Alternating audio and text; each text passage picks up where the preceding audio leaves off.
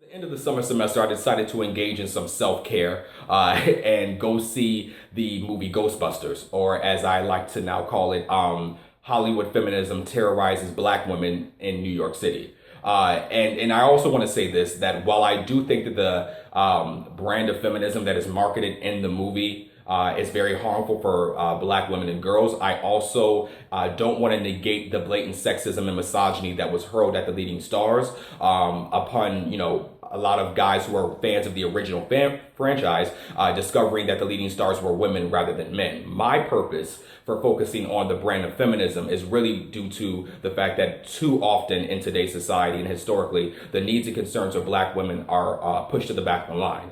And it is beyond time for black men and black boys to stand up and educate ourselves on the historical and current oppression of black women and actually start to call things out that we see that are problematic.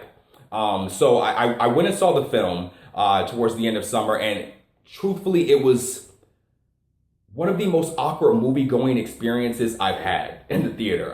To me, Ghostbusters was an hour and 56 minutes of, like action and comedy and girl power, as long as we're willing to overlook the fact that it was also a movie about three white women who are brilliant scientists, one of which is a professor at Columbia University prior to becoming a Ghostbuster.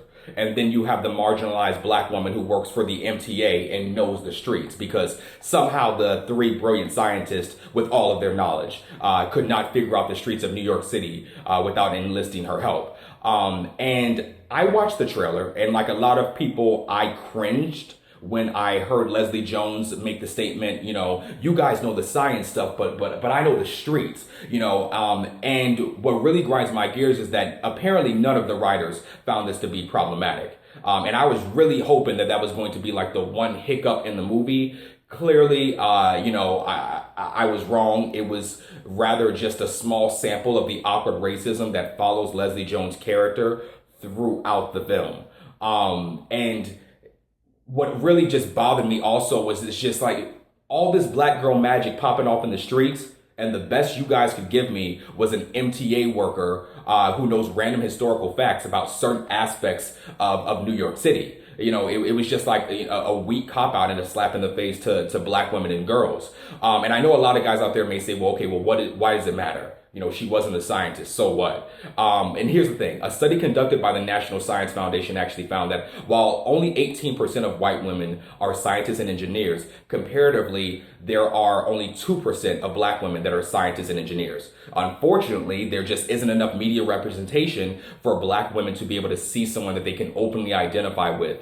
And I think that's where Ghostbusters could have gone platinum. But instead, the writers and creators of the film decided to settle for bronze and then had the audacity to try to convince me that it was gold. Like, I wasn't having it.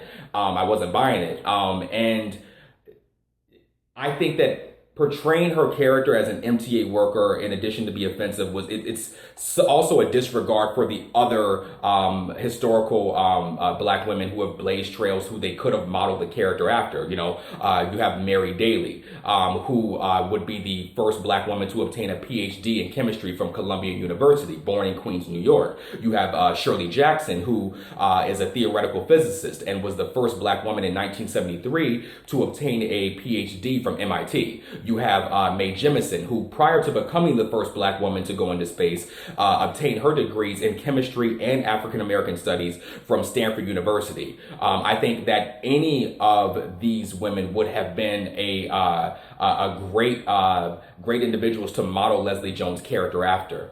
So if you're going to go see the movie, I say watch it with caution. But I think that if you are seeing the movie with a black girl, whether no matter her age, or a young black woman, remind them that they can do anything that they set their mind to, despite what the Hollywood feminism brand of feminism tells them. With that being said, that's all I got for you today. May the force be with you guys. May the odds forever be in your favor. Be sure to check out other dope content that's contributed to the site. Love you guys. Peace.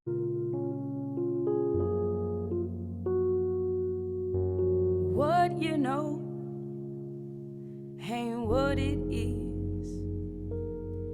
Give it back or take the risk. I pain for hope and nothing else. Oh, and I know my